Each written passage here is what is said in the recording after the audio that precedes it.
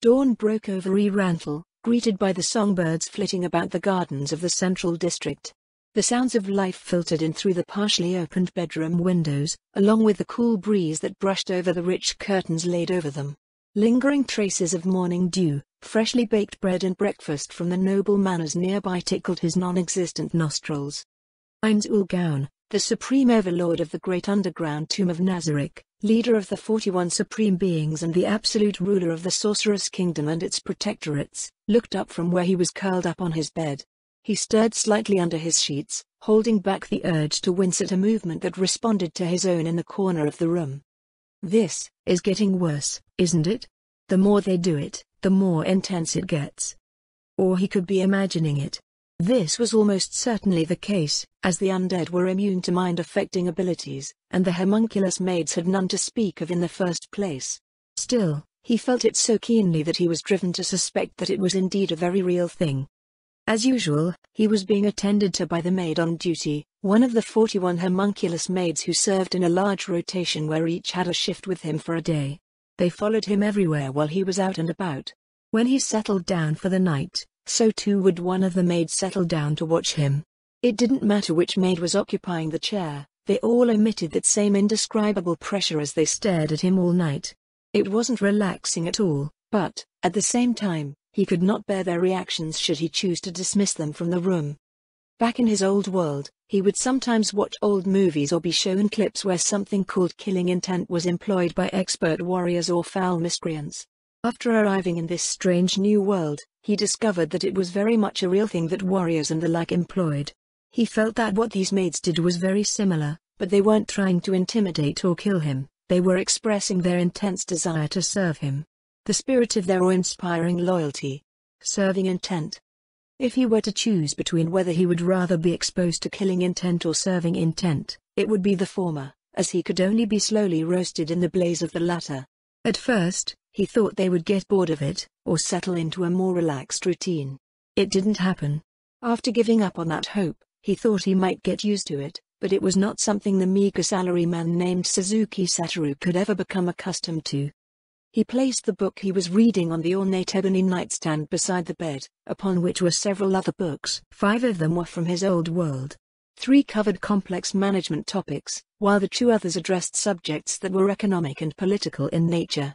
There was one book that was from this world, the dissertation of a recent valedictorian of the Imperial Magic Academy, which was reportedly making its rounds amongst the circles of the Empire's elite. Upon hearing of it, he thought it might be a good opportunity to see how things might be run in the Sorcerer's Kingdom. Concepts from Earth might not exactly translate too well to this new world, after all. It was also an opportunity to appear as the enlightened intellectual that an alarming number of his new subjects were making him out to be. As it was a thesis, he thought it might be something like a long essay, an evening's read, at worst. Maybe there would be some simple ideas that he could put to use. This world only amounted to what would be a pre-industrial society on Earth, at best. With this in mind, he had ordered a copy delivered to him, and then it arrived and mercilessly crushed his fragile aspirations. His non-existent stomach started to ache when he saw the crate that was delivered to his desk. The thesis would be more aptly described as a weapon-one designed to inflict incalculable mental damage against unassuming salarymen like Suzuki Satoru. It was, in reality, a treatise that spanned 5 volumes, each thicker than the 5 other texts on the nightstand combined. He immediately surrendered after scanning the first page of the first volume's index. Was this really something that could be written by what amounted to a high school student in this world? He didn't dare ask for opinions on it from Albedo or Demiurge, lest they ask him in return how he felt about one unfathomable part or the other.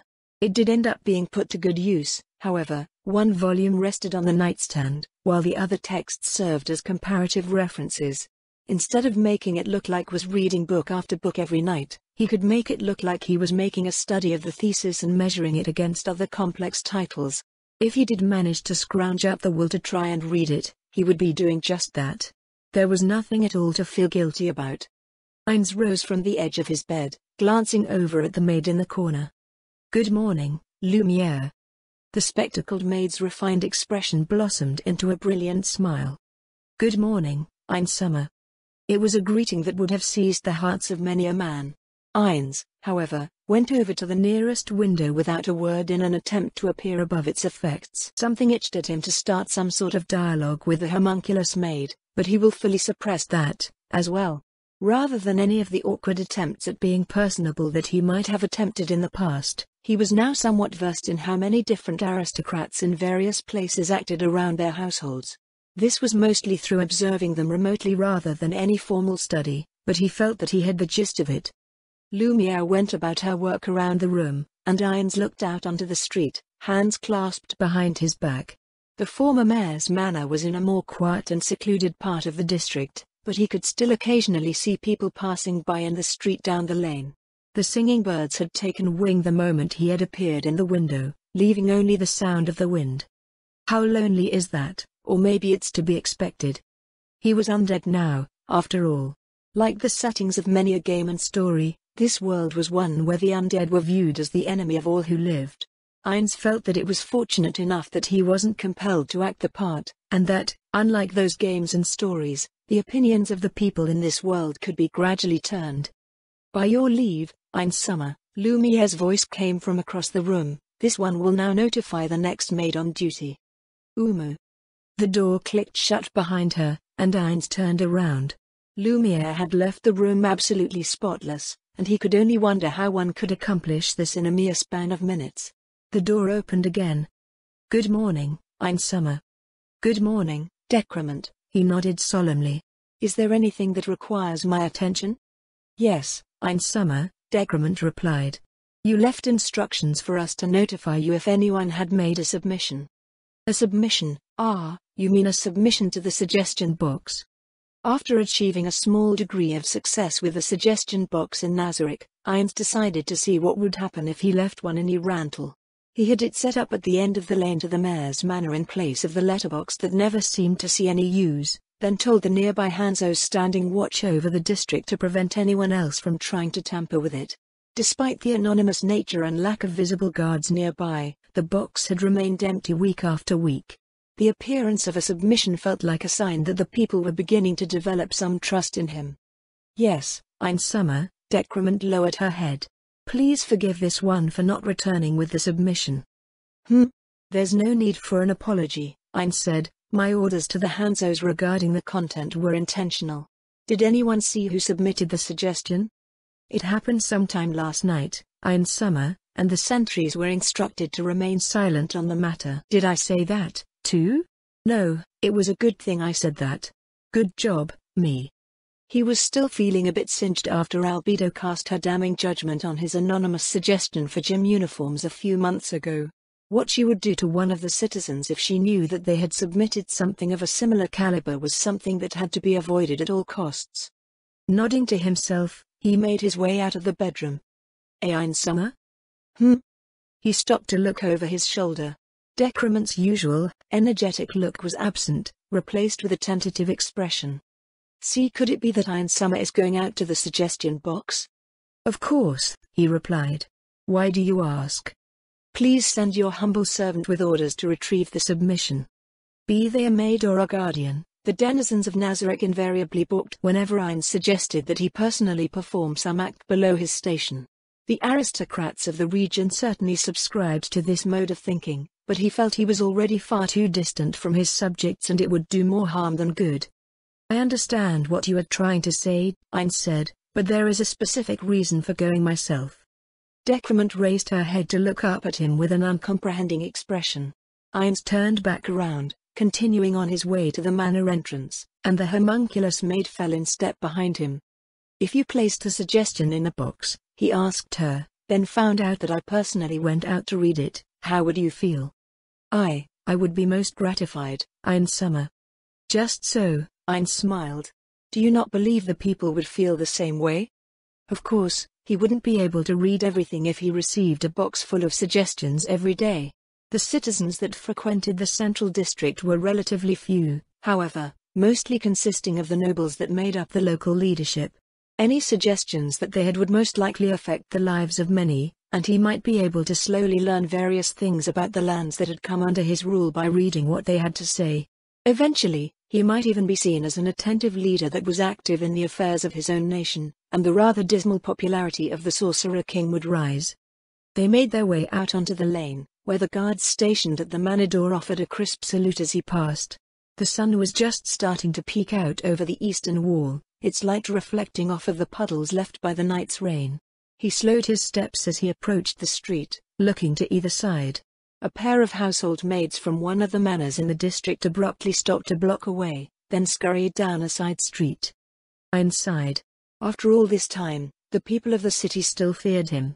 When he walked together with Moman and Nobe through the common areas of the city, the result was much the same. The citizens had completely adapted to the presence of the other undead in the city, so, at this point, he felt like he was being purposely shunned. His gaze lingered over the corner where the maids had disappeared, wondering how long it would take before he could walk the streets without his subjects scattering away in fear. He opened the suggestion box and retrieved a single folded paper from the bottom. The quality suggested wealth that was only possessed by nobles and merchants, so his notion over who would make submissions appeared to be right on the mark. Looking up and down the street again, he took a deep breath before reading the suggestion scribed onto the card-sized sheet of parchment. Huh? Ainz looked up from reading the content, turning his head to look around the street before looking back down at the paper. The crimson points of his eyes went from left to right as he read the single line several times. He flipped the suggestion over in his fingers, but there was nothing on the other side. Flipping it back to the front, he read what was written there again. Albedo stole my eggs. Decrement. Yes, Ainz Summer? It says suggestions on the box, yes? The homunculus maid leaned forward to read the letters written in bold on the only slightly ornate-looking suggestion box. He still could not read the language of Reistais without the aid of his magical glasses, and it would not do to display his illiteracy here. Yes, Ainz Summer, Decrement said. It does indeed say suggestions on the box. Nothing that even remotely resembles complaints, or grievances? No, Ainz Summer, Decrement replied, then her eyes widened. Was the submission? Forget that it had ever occurred to you. Yes, Ainz Summer. Decrement lowered her head in acknowledgement, and Ainz frowned down at the slip of paper. Not only was it a complaint, but it was a complaint written in Japanese. That a player had appeared and submitted a complaint was unlikely. The remaining options were that it was a native of this world from a place where the language had taken root, much like a few other nations where significant portions of other languages from Earth had cropped up, or it was someone from Nazarick. All things considered, it was probably one of the NPCs. But who was it? And why did they believe it necessary to add anonymous to an already anonymous submission? He walked out onto the street with the matter weighing heavily on his mind. Ainz Summer? I'm heading back home, Ainz told Decrement. Is there something else that requires my attention? No, Ainz Summer, Decrement replied. But Albedo Summer is scheduled to arrive for her appointment in 2 hours. He definitely couldn't ask her about this, lest it started some sort of witch hunt. If it was about items, he should be able to inquire about it with Pandora's actor. I'll be back before then. Is there anything else? No, Ainz Summer. Ainz made his way to the designated teleportation area. He could have ordered the defenses lowered so he could cast the spell from where he was, but it felt like a huge bother just to raise again a few seconds later. A short walk couldn't hurt him, anyway. He made it all of 2 blocks before a figure popped out from one of the small gardens nestled between the guest manors. Wah! A ambush? Ainz Summer. What a most fortunate coincidence to have met you here. Before him on the street stood Sheltia Bloodfallen. The floor guardian's face positively glowed with her delighted greeting, but something was off. The elegant script on the suggestion floated to the forefront of his mind. Sheltia, she's definitely the one that wrote this. How long has she been camping that suggestion box for? Sheltia, His attention was drawn by 2 other figures who appeared behind her. These are. The floor guardian's silver lashes fluttered for a moment at his words, then a remarkable transformation occurred. A solemn air fell over her, and her silvery voice took on a refined quality that was beyond her usual mode of speaking. With an elegant movement of her slender hand, she gestured to the woman on her right. I have the pleasure of introducing you to the Countess of Wagner, Leanne Loretta Dale Wagner, aren't you? Sheltia's hand gracefully swept across to the woman on the opposite side. And the Baroness of Gonye, Florian Cadia Dale Gonye. Sheltia returned her hand to her lap, and her voice chimed over the street. Countess Wagner, Baroness Gonye, His Majesty the Sorcerer King, Einzulgaun. I'm sure they can tell just by looking. In unison, the two noblewomen lowered themselves into deep curtsies. Their voices rose from below in respectful tones. Your Majesty. Ainz examined the two women who held their postures before him, then glanced over at Shiltir. Though her solemn expression retained its aristocratic air, she appeared pleased about something at the same time. The lore of Earth's vampires, of which many elements were incorporated into Yggdrasil, often depicted them as proud and aristocratic. Shiltir's desire to maintain an elegant appearance and her efforts to have the other female NPCs learn proper etiquette and form appeared to be a reflection of this. It occurred to Ainz that, amongst the trappings of high society and the company of nobles, Shiltir Bloodfallen was in her element. That should be a part of what he saw before him, at least. As he examined the two noblewomen again, he suddenly realized he was dragging out their greeting. He clamped his mouth shut to keep the ahs and ums that wanted to spill out, and racked his memory for the proper response. In a final, desperate bid for assistance, his eyes went to Decrement, but she didn't move. Why? She had spoken for him without hesitation when the lizardman came to deliver his report from Cocytus a few months ago. This is, because they're my direct vassals? Under Nazaric's hierarchy, Decrement could speak in his place to someone on the level of Cocytus Messenger. In the Sorceress Kingdom, however, it would be a breach in decorum for a maid to act as the go-between for Ainz with a ranking vassal. The only one who could speak for him in this scenario was someone of a higher court rank than them. You may raise your heads, he said in the most dignified tone he could muster. The two women rose with the same elegance they had enacted with their greeting. Now that he could see their faces, Ainz's gaze went carefully from one to another. Countess Wagner was a slender woman, standing roughly a head taller than Shiltir. Her wavy, light blonde hair hung just above her shoulders, and a pair of topaz eyes looked up at him from over a petite nose. She had thin lips, soft cheekbones, and an appearance that Ainz thought might look mischievous if she was in a more relaxed situation. In contrast, Baroness Gonye had a full figure that most women would probably be envious of. Despite this, she appeared to be attempting to conceal it through the elements of her garb, which had the reverse effect of making her more enticing. She was of a height with Countess Wagner, and her dirty blonde hair hung just below her shoulder in loose waves. Her amber eyes almost seemed to glow in the morning light, and her facial features, like her figure, possessed a sensuality to them that reminded him somewhat of albedo. They were both women who would be counted as beautiful in a world where even the average person would be considered so on Earth. Ainz had heard that the nobles of the surrounding nations valued physical appearance in their wives and consorts, and these two indeed served as prime examples of this pursuit of feminine beauty. They were also young enough that he thought them perhaps in their mid-teens. Most of the noble houses that remained in Nirantal left behind bereaved wives and daughters who had taken up the mantle of lordship after the Battle of Katza Plains. How did they feel about the man, no, the undead being that had killed their fathers and brothers? Though he looked over them carefully, he could not read them. If they were common folk, there would almost certainly be some emotion there. Fear, or a desire for vengeance, but there was nothing. Nothing. It was then that he realized that they did not fear him.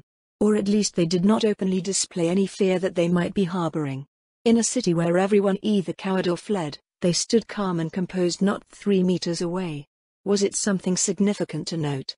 Or was it the painted mask of a noble, maintained through joy, sorrow and adversity? In their silence, Ainz also realized that they were waiting for him to say something. Aristocratic society really was a pain, but it did give him a rare opportunity to interact with his subjects and see how they would react.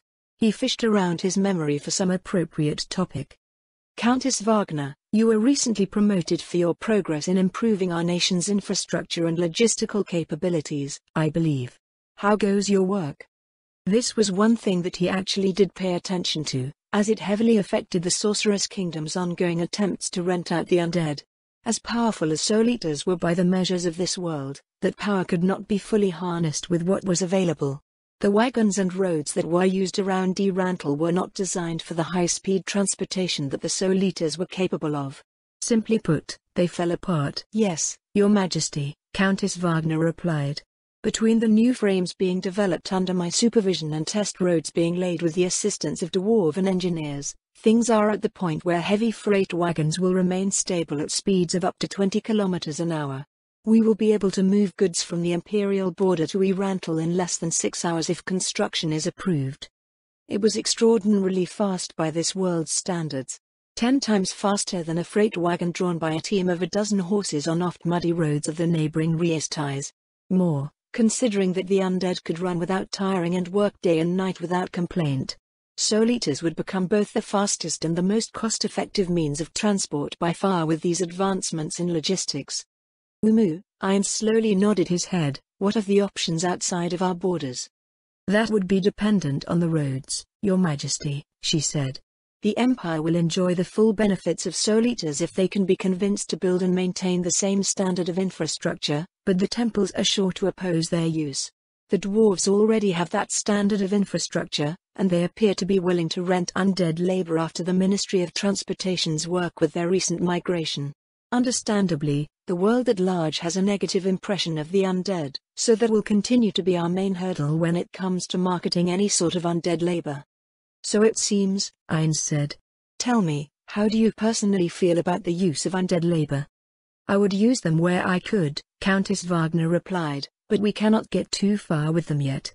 Most of our neighbors still hold conventional views of the undead, so my merchant companies have to use conventional means beyond the borders still. Within our sphere of influence, though, I feel that it is inevitable. If people do not get on board, they will not be able to compete at all. That's good to hear. I look forward to your results in the future. Countess Wagner lowered her head with a smile. By your will, Your Majesty. Ainz turned his attention away from her with a sense of bemusement. Rather than what he feared would be reflected in her replies, Countess Wagner appeared more excited than anything else. If anything like fear or hate existed within her, it was buried so deeply that it may as well not exist. His eyes fell upon Baroness Gonnier. Now that his memory had been jogged, he remembered what her specific contributions were. That being said, he couldn't make any verbal promises to her without running them by Albedo first to make sure if they were sound, or even possible. Baroness Gonnier, he said, your work integrating the various demi-human and heteromorph populations that have come under our rule has been of tremendous value as well. His voice trailed off as a tear ran down her cheek. Ah. The young woman started to sob quietly, shoulders shuddering with her ragged breaths. Was that me? Did I do something wrong somehow? Phew. Baroness Gonnier started to weep openly. She looked to her side with a sniff, and Countess Wagner recoiled with a gay. Before the other woman threw her arms around her. Phew. Ainz glanced about nervously as her sobs rose into the air. The Sorcerer King was standing in the middle of the street with a young woman crying before him. That wasn't good. He absently checked to see if he had accidentally activated his despair aura. No, that would be a fear effect, not a cry effect. The latter did not even exist, as far as he knew. Did I say something wrong? He had no idea how to put himself across regally in this scenario. It's all right, Your Majesty, Countess Wagner said as she rubbed Baroness Gonnier's back gently. She's just been really worried that her work's gone unnoticed all this time. Florine's just relieved, and, A tear rolled down Countess Wagner's cheek, and she started to weep as well. Shiltir sniffled. You too? It is only right for Ainz Summer's loyal servants to weep tears of happiness upon receiving his recognition, aren't you? She said in a misty voice. They are truly model subjects of the Sorcerer's Kingdom, aren't you? Out of the corner of his eye, he saw decrement dabbing at her cheek as well. The entire district wasn't about to burst into tears, was it? Ainz clenched his fingers, feeling the suggestion in his hand. He cleared his non-existent throat. Ah, that reminds me, he said. There is a matter I need to attend to before the day begins. Of course, Ainz Summer, Shiltir said as Baroness Gonnier was gently led back into the garden by Countess Wagner. Please don't mind us. Oh? Was it something I might help you with? Do you desire a gate somewhere, perhaps? Looking down at her face full of expectation, Ainz was reminded just who exactly put the suggestion into the box. He would rather avoid being seen as taking sides in a dispute between the Guardians. Not to mention that he knew absolutely nothing about it. It's fine, he said, I'll just be returning to see about this before the Prime Minister is scheduled to deliver her morning report. Shiltir fluttered her lashes up at him for a moment with a blank expression, then a look of realization dawned over her. Ah, of course, aren't you? She stood aside, lowering her head in a graceful curtsy. Have a pleasant morning, Ainz Summer. Upon entering the glittering realm of the guild treasury, Ainz took 2 steps before releasing a sigh. Safe, or am I?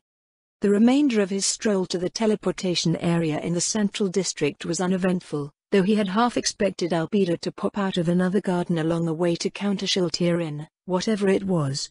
Maybe she would bring followers of her own, as well. Followers, Though Pandora's actor had mentioned something along similar lines in the past, it was still a surprise for Ainz to personally see Shiltir interacting with outsiders. There was an endless sea of question marks floating in his head as to how exactly she had achieved what she had with the transportation network, and this was a piece of the puzzle he was not aware of previously. After securing the runesmiths from the Dwarf Kingdom, he was left with a Shiltir who was very eager to move forward and earn accomplishments in his name. In response, Ainz had haphazardly dumped the frost dragons into her care and mumbled go with a loosely constructed notion that it would work based on her settings and experience. Shiltir then went off happily on her own, and her progress came in leaps and bounds. With the startling growth displayed whenever he skimmed through the reports, he thought that she would have some sort of fantasy transportation empire under her sooner or later. The Sorceress Kingdom had ended up with a functional aerial transportation network using the frost dragons as its backbone. Then a profitable postal service popped up, but it didn't stop there. He heard talk about a postal bank and a mail-order delivery service, and they were even investigating air travel. In addition, Shiltir had involved herself with land transport and infrastructure as well. She even remembered the months-old meeting with the Dwarf Kingdom's Regency Council, where Ainz had pledged to establish a proper trade route between their 2 nations. Survey work was being done right at that very moment, with the added bonus of it being used as crucial field experience for Adventurer Guild expeditions. With her tremendous progress thus far, it was probably fine to hand over the full responsibilities of a Minister of Transportation to Shiltir at this point. The other Guardians had started to slip into roles suited for them, each leading their respective departments in the Sorceress Kingdom's government. Shiltir was both eager and showed continued promise in her work, and Ainz could hardly say that he could do any better in her place. It would be one less thing for him to worry about, and one more step towards being freed from his responsibilities as a ruler. The task that Ainz had assigned to Shiltir was not something one could do on their own. It required the coordinated efforts of numerous people. What astonished him was that she had enlisted the aid of outsiders. He was almost certain that she would rely solely on her vampire brides and the elder liches trained for the administration. Then again, perhaps it should have been expected. The 2 women that she had introduced were young and beautiful, falling right into multiple preferences listed in her settings. The tall one that Pandora's actor had transformed into was also attractive in her own way. If Shiltir were to go out and draw outsiders to her, building a harem of those that suited her tastes was exactly what she would do. He doubted there were any men amongst those she had gathered. Ainz scratched his cheek as his thoughts became mixed on the matter. Peroncino had left him with a rather troublesome daughter. She didn't feed on them, did she? He had forbidden unjustified attacks on the citizens, so it was unlikely that she would, barring the activation of her blood frenzy. Given everything that went into her settings, it might be said that Shiltir had the most self-control out of all of the Guardians, and the expectations of carnage and destruction from her by the others was a small part of the whole that might leak out. Countess Wagner and Baroness Garnier did not have the pale skin and red eyes of vampires, so they at least appeared to have not been turned. Since the undead were rated highly in her preferences, however, Shiltir might eventually have one brought to her as an addition to her collection. Intelligent undead such as vampires and elder liches were commonly known to exist by the locals, and the nearby Katza Plains could serve as a source to draw them from. That might be interesting. The undead that he created had proven to be incapable of developing beyond the bounds of what was already possible for them. They could not level, nor could they develop new skills, abilities, magic or martial arts. Finding an intelligent undead being that willingly joined the Sorceress Kingdom would surely turn up some interesting findings. Ainz Summer? Ainz spun around in shock. He was grateful for his emotional suppression, else he would have leapt up with a cure. Behind him stood Pandora's actor, cradling a large crate in his arms. He stood in the place where one entered the treasury, so he must have just teleported in from the outside. Oh, the sound fell out of Eins's mouth, then he cleared his throat and tried again. Pandora's actor, new acquisitions? Indeed, Eins Summer. He clicked his polished boots together smartly. Though there is nothing of notable power, I have gathered various magic items for the ideas that they represent. Many of them have, questionable applications, but I shall leave no stone unturned. Questionable, do you mean in their use as equipment and general utility? That and more, Eins Summer. Pandora's forceful reply caused Eins to frown. Though I will say that a truly useless item is unheard of, the markets here have a way of ensuring that foolish ideas do not last for long. There are also several that I have not quite puzzled out yet. Is that so? Eins couldn't help but lean over and look into the top of the crate. I found quite a few things in my time as Moman, but the notable innovations presented were mostly civilian in nature, nothing that would directly strengthen Nazarik's defensive capabilities. That being said, if some of the citizens started to join Cocytus' newly formed army, this might change. To the undead, however, creature comforts were a non-factor. Speaking of innovations, Eins said, are you aware of any new developments with our rune crafting efforts? There probably wasn't anything on that front. It was just over a month since the runesmiths finished moving into their new facilities in Kani village. According to the reports, they were currently exploring the boundaries of what was currently possible with their craft, or as Lupus Regina put it, they were playing around. There should be nothing that you're not aware of in terms of new developments. Pandora's actor tilted his head in thought. Actually, there might be one thing. Ho? Do tell. Applications of what amounts to low-level runecraft have been put into practice by Countess Wagner, in her ongoing efforts to improve our logistical capabilities. Her again? As he recalled, Pandora's actor, as Moman, was involved with a young noblewoman, and Albedo had taken note of her. Her contributions set her more in line with Schultier's work, but he was curious about the overall relationship between this rising star and the three NPCs. The work in Kani is supposed to be top secret, is it not? Eins frowned. Did someone decide it prudent to include her in the research efforts? Perish the thought, Eins Summer. No one would dare go against your standing orders. Countess Wagner actually discovered it on her own. Her merchant's instincts are extraordinarily keen. Once trade opened with the Dwarf Kingdom, her agents were already out finding everything they could about the Dwarven Kingdom and potential paths to profitability. I see, Eins said. So rather than breaching Kani's security, she was made aware of its existence by investigating the Dwarven Kingdom. I believe she was aware of its existence before even that, Pandora's actor said. While it does not have a great deal of exposure in the region, it is also not a secret. The dwarves exported rune-crafted items to their neighbors in centuries past. I believe she took her knowledge of the costs of runecraft, combined it with the Sorceress Kingdom's low cost of living in the future, and decided that it would be competitive with conventional enchanting. Unfortunately for Countess Wagner, you were far ahead of her in that thinking. No, I wasn't.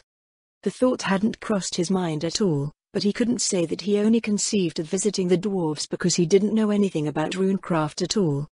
If we secured all the runesmiths from the Dwarf Kingdom, Eins asked, how was she able to apply runecraft to her work?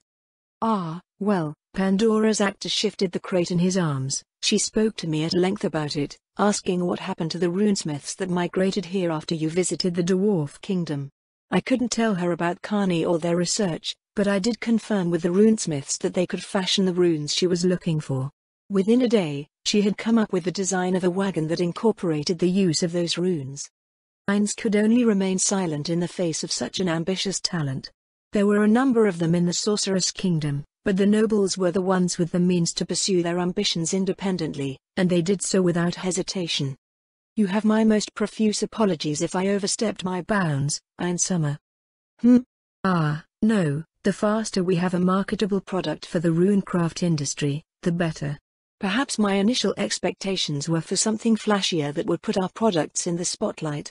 You have done well in this, but tell me, do you believe it is safe for such ambitious individuals to act so freely? Well, Pandora's actor started carefully. If I were to borrow something along the lines of what Albedo sometimes says about the citizens, that swine should live like swine and die after giving everything they have for their breeders, merchants should live like merchants and bring prosperity to the nation, yes? Heinz snorted at the twist on the Guardian Overseer's malevolent views. I suppose I can't disagree over the potential benefits for the Sorceress Kingdom, but I was referring to any threats they might represent. Threats? Our most promising talents have each received a ring of mental fortitude. Foreign, or at least belligerent, actors might use enchantment or divination to abuse their authority, abduct them or steal their ideas from us, so this measure seemed prudent. Before that, however, I did have the opportunity to read their thoughts. These particular nobles are what one might consider paragons of the aristocracy. In summer, duty and obligation are inseparable from who they are. They are human, yes, but they are cut from an entirely different cloth compared to the common folk of the realm. As long as they perceive that the contract that binds you to them is being upheld, they will remain loyal no matter what their personal feelings may be. That sounded a bit frightening. From a rational standpoint, Heinz thought that he could understand how they functioned, but was it really possible for a human to be that way? In all of his experiences on Earth and this new world, humans were inexorably tied to their emotions. There was no such thing as someone who could completely detach themselves from them, barring some mental illness. Or perhaps, does it have something to do with their job classes? I beg your pardon, Einsummer? There are many portrayals of the nobility, he explained. But they often feel exaggerated to fantastic lengths, at least until we witness said portrayals with our own eyes. They can be unbelievably stalwart in the face of adversity or loss, enact unflinching justice against friends and loved ones, or commit atrocious misdeeds with no sympathy or regard for their fellow man. Your work in qualifying the mechanical systems that we may use to cultivate the strength of the Sorceress Kingdom indicates that people do not inevitably learn their class skills, they must be realized through conscious development. According to your research, these skills are often not even recognized as such, taken for granted as common sense or a simple fact of life. There is a precedent, yes, Pandora's actor said. A few nobles have demonstrated the ability to fortify their vassals to a marginal degree, so it's possible that they might also have some skill to fortify themselves, for better or worse. As for whether it might become a threat, mismanagement would be detected by Albedo once she digests the pertinent data and corrective measures would be enacted. Rather than these individuals being a threat, in summer, I believe that these promising talents can be harnessed to even greater degrees. Harnessed, you say? Yes, I've been thinking about it for a while now, Pandora's actor said. The unfortunate dichotomy between the growing influence of the Sorceress Kingdom and the fame of the Sorcerer King. Slowly replacing trust in Momen with trust in the Sorcerer King may help with the population to an extent, but I believe several opportunities have presented themselves that will catapult your image to the greatest heights. What did this have to do with what they had been talking about? Just like that, Heinz lost all grasp of where their discussion was headed. Yes, I thought we might have something like a modest statue, but... Statue? Pandora's actor leaned forward with far too much intensity for someone holding a crate. Heinz snapped his mouth shut, raising a hand as he cleared his throat noisily. Never mind, he said. What was it you were going to say? Yes, Einsummer.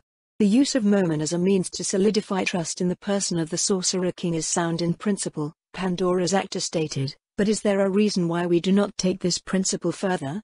What are you proposing? Well, the idea is that a great man, Momen, has subordinated himself to a great ruler, which would be Einsummer. It is as if to say that if this great man serves a king, then that king must be worthy of their service. Yes, Heinz couldn't quite look Pandora's actor in the eye. I suppose that was part of the reason Momen exists. Thus would it not befit Einsummer to command the loyalty of many great people? Merchants, artisans, diplomats, artists, generals, great figures from all walks of life, all under the banner of the one who reigns supreme? Surely the world itself would then look to the Sorceress Kingdom and be helplessly drawn to its shining allure. The strong seek the strong, intellectuals flock to centers of learning, the powerful gather in the places of power. Allowing great people to flourish in the Sorceress Kingdom would achieve all of these ends and more. Momen would be but a single man amongst many who have pledged their allegiance to the greatest sovereign that the world will ever know. Heinz leaned back from the sheer intensity of his pitch. Thankfully, with the crate in his arms, he could not gesticulate as wildly as he normally would. There was an undeniable logic to his words, however, but there was no way that Heinz could hold his ground standing over so many brilliant people. Meaning to say, This Countess Wagner can be used as such a person? Indeed, Ein Sommer. Do you believe similar people can be so easily found? I do not, Ein Sommer, Pandora's actor replied, but we have a good start, and we have an eternity to cultivate such individuals. We do appear to have a monopoly on immortality, after all. Immortality, then the use of race change items to secure these great people for eternity is a part of your proposal. That is correct, Ein Sommer, he nodded. I believe Albedo has already taken similar steps with her own protégé, shall we call her? He had a point. Albedo already procured 2 fallen seeds from the treasury to secure the eternal cooperation of a promising individual in the kingdom of Riastais. Ainz had also offered Cocytus a feather of ascension when they had subjugated the lizardman long before that. There was no point in hesitation, the use of these items had been on the table for over a year now. The idea also caused a new worry to rise in his mind. Ainz had come to accept the idea that there were no players in this part of the world, but it did not mean that they did not exist elsewhere. What if there was another guild base that had appeared in some unknown place, raising their strength the same way? What if they had been in this world long before Nazarik's arrival? There was plenty of evidence that other players had existed in the past, and their influence could be detected everywhere. If that was the case, not doing their utmost to raise the overall potential of Nazarik and the Sorceress Kingdom would be foolish to the extreme. Your proposal has my tentative approval, Ainz said, but we should be frugal with our resources. Aside from this Countess Wagner, have you identified any other candidates? There are a number of them, but there are 4 in particular that have clearly distinguished themselves since the founding of the Sorcerer's Kingdom. As they were the first to truly enter in your service, it feels fitting that they should be the first to be offered the opportunity to stay. Immortality in exchange for the loyal service of the most accomplished of individuals, it would certainly draw attention. He recalled the fresh image of Countess Wagner as he tried to figure out what a race change might look like. What races did you have in mind? He asked. The options will have to be examined carefully, Pandora's actor answered. I have worries not only about build incompatibility, but also whether such a change might adversely affect their personalities. That is true, Ainz nodded. A race change may offer some unwelcome surprises. Also, there are no Yggdrasil races with levels that can substitute for merchants, in Countess Wagner's case. Neither is there something similar to an aristocratic class, which I assume these individuals possess. I am still uncertain if they are even restricted to humans, and demi-human leadership classes display distinctly different qualities compared to our civilian nobles. It would be better to take your time with it, then, Ainz said. While we have many race change items for the time being, they are not reusable. We will need to be frugal with them over the years. Of course, Ein Sommer. With their discussion concluded, Ainz turned around and took several steps before stopping again. His gaze swept over the mountains of treasure and up the walls stuffed with items that stretched up and out of sight. Why had he come here in the first place? Ein Sommer? Ainz turned and bumped his elbow into the box being carried by Pandora's actor. Why did he have to follow so closely? He reached into his inventory and retrieved the folded paper that had been deposited into the suggestion box. What is the meaning of this? He asked as he held it out. Pandora's actor leaned forward to read the text scrawled upon the parchment. This is Shiltir's writing, is it not? If that's the case, it should be that. It could be interpreted as an accusation of theft, Ainz said, against the Guardian Overseer, no less. You had better start from the beginning of what you know. If I recall correctly, Pandora's actor said after a moment's thought, some frost dragon eggs were confiscated by the authorities last week. The judiciary reports to Albedo, so, as the head of the department, it could be said that she is being held accountable. Why is the judiciary confiscating frost dragon eggs? The unperturbed tone of Pandora's actor caused Ainz to frown internally. Was this some regular occurrence? Did the Sorceress Kingdom take away the children of its subjects on a regular basis? According to the report, Pandora's actor replied, the person apprehended was attempting to sell them. So someone managed to make off with frost dragon eggs somehow. Wait, no, why did Shiltir submit this if that were the case? What about the dragon that laid the eggs? Are they being kept for security purposes? The dragon that laid the eggs was the person trying to sell them. Huh? Frost dragons were supposedly terrible parents, but was it to this extent? Rather than the individual in question having their children taken from them, had they been instead attempting to sell them? Slavery was illegal in the Sorceress Kingdom, so, what now? Was it protective custody? Was this a custody dispute between Shaltir and Albedo? I believe the reasoning was that, since the care and maintenance of the Frost Dragons were provided entirely for by the Sorceress Kingdom, any goods produced by the Frost Dragons rightfully belonged to the Sorceress Kingdom. Both the culinary staff and the researchers in Ashurbanipal are highly interested in them. Are they chickens? How often do they lay eggs? Why would they go towards research? Ainz asked. Increasing the number of Frost Dragons we have seems like the better investment.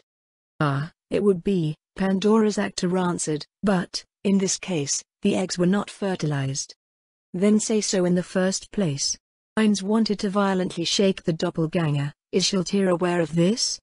I'm uncertain of that, Ainz Summer, Pandora's actor replied. Should I have them returned? That might be for the best, Ainz told him. A nation shouldn't steal from its own subjects. Well, actually, if they were being sold anyways, why not just offer to pay for them? Something like this shouldn't be that costly, and the settlement should satisfy all interested parties. I will see to it at once, Ainz Summer. Good, Ainz nodded. Also, I believe that it should be a given, but I will say it anyway. Albedo must not know about this note. Things have been peaceful between them as of late, and I'd prefer that it stays that way.